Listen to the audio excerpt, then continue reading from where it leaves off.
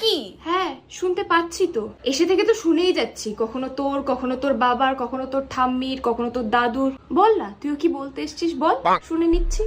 এই যে কালকে এই জামাটা কেচে দিতে বলেছিলাম, তুমি কেচে দাওনি? অনেক বড় ভুল হয়ে গেছে, এক্ষুনি কেচে দিচ্ছি। কি গো মা, মার্কেটে গিয়েছিলে, আমাকে বললে না, আমিও তোমার সাথে যেতাম। ভুল হয়ে গেছে মেম সাহেব, এবার থেকে যেখানেই যাব আপনাকে জিজ্ঞাসা করে যাব।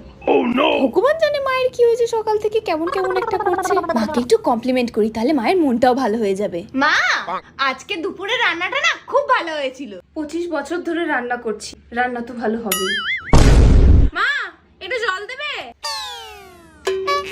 আর কিছু? চা, কফি, বিস্কুট? না না বলুন না, আমি এনে দিচ্ছি, বলুন। তুমি বলতে পারতে, আমি গিয়ে নিয়ে আসতাম। তো যাস না কেন আনতে?